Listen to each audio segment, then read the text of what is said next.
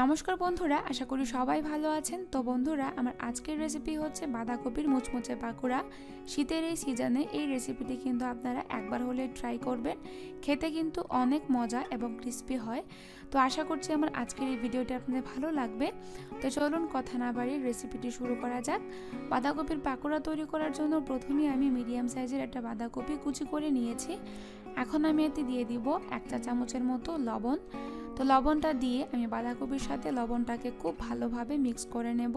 এতে করে কিন্তু বাঁধাকপির মধ্যে যে এক্সট্রা পানি থাকে ওইটা কিন্তু বেরিয়ে যাবে।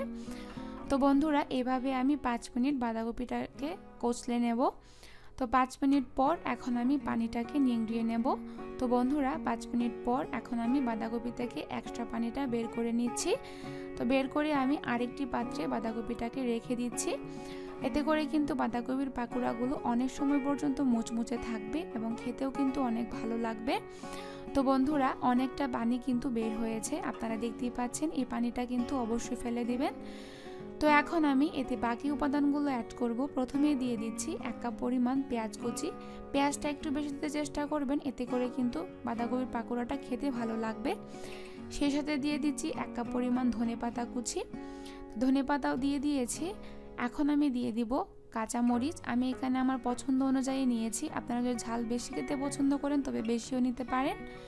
তো এখন আমি এতে দিয়ে দিচ্ছি সামান্য একটু হলুদের গুঁড়ো, জাস্ট কিন্তু কালারের জন্য, আপনারা চাইলে কিন্তু স্কিপ করতে পারেন।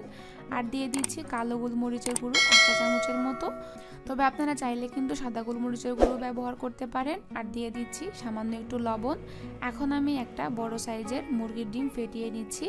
ডিমটা দেওয়ার কারণে কিন্তু বাঁধাকপির পাকোড়াগুলো অনেক বেশি ক্রিস্পি হয়। তো ডিমটা ফেটানো হয়ে গেছে, আপনারা দেখতেই পাচ্ছেন। এখন আমি বাঁধাকপির পাকোড়াতে আরও কিছু উপাদান অ্যাড করব। প্রথমে আমি দিয়ে দিচ্ছি 1 কাপ পরিমাণ আটা নিয়ে নিয়েছি। আপনারা চাইলে কিন্তু ময়দা দিয়েও বানাতে পারবেন। তো আমি এখানে আমার আন্দাজ মতো আটা দিয়ে দিচ্ছি, পরে আমার লাগলে আরও অ্যাড করব। আর দিয়ে দিচ্ছি চালের গুঁড়ো। আমি এখানে 1 কাপ পরিমাণ নিয়েছি, যতটুকু লাগবে আমি আন্দাজ বুঝে ব্যবহার করছি। পরবর্তীতে যদি লাগে তাহলে অ্যাড করতে হবে।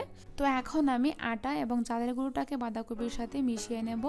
আটা বা চালের গুঁড়োর পরিমাণটা কিন্তু বাঁধাকপি কতটুকু ব্যবহার করবেন তার উপরে কিন্তু নির্ভর করছে। তো বন্ধুরা, বাঁধাকপির সাথে মেশানো হয়ে গেছে। এখন আমি ফেটানো ডিম দিয়ে অল্প অল্প করে বাঁধাকপির সাথে মিশিয়ে নিচ্ছি। একেবারে কিন্তু দিতে যাবেন না, তাহলে কিন্তু হয়তো একটু পাতলা হবে আর নয়তো ঘন হয়ে যাবে। তো বন্ধুরা, এখন আমি অল্প অল্প করে মিশিয়ে নিচ্ছি। তো আর বাকিটাও কিন্তু আমি দিয়ে দিচ্ছি। তো আমার পুরো একটা ডিমই লেগেছে। তো ডিমটা দিয়ে দিয়েছি আমি। তো একটা ডিম দেওয়ার পরে আমার কাছে মনে হচ্ছে এতে আরেকটু আটা দেওয়া দরকার। তো আমি আরেকটু আটা দিয়ে দিচ্ছি, দিয়ে আমি ডোটাকে মাখিয়ে নিচ্ছি। তো আপনারা দেখতেই পাচ্ছেন। এখন আমি একটি পাকোড়া বানিয়ে নেব।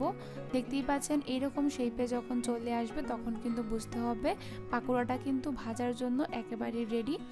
তো বন্ধুরা, পাকোড়া ভাজার জন্য চুলায় আমি একটি কড়াই বসিয়ে তার মধ্যে সয়াবিন তেল দিয়ে তেলটাকে গরম করে নিয়েছি। এখন আমি পাকোড়াগুলোকে তেলের মধ্যে দিয়ে দিচ্ছি। তো বন্ধুরা, সবগুলো পাকোড়াই তেলের মধ্যে আমার দেওয়া হয়ে গেছে। আর এই পর্যায়ে কিন্তু চুলার আঁচটাকে মিডিয়াম টু লো হিটে রেখেই পাকোড়াগুলোকে ভাজবেন। তো পাকোড়াগুলোকে উল্টে পাল্টে দুপিঠ দিয়ে কিন্তু ভাজতে হবে হালকা বাদামি করে। আর চুলার আঁচটাকে যদি হাই হিটে রাখেন তাহলে কিন্তু বাঁধাকপিগুলো ভিতরে সেদ্ধ হবে না, কিন্তু উপর থেকে কিন্তু পুড়ে যাবে। তো এখন আমি পাকোড়াগুলোকে উল্টিয়ে দিচ্ছি। তো উল্টে পাল্টে পাকোড়াগুলোকে ভেজে নেবেন, এতে করে কিন্তু দুদিক থেকে কালারটা কিন্তু খুব সুন্দর আসবে। তো আমি হালকা লাল করে ভেজে নেব, তবে আপনারা চাইলে কিন্তু কড়া করেও ভাজতে পারেন আপনাদের পছন্দ অনুযায়ী।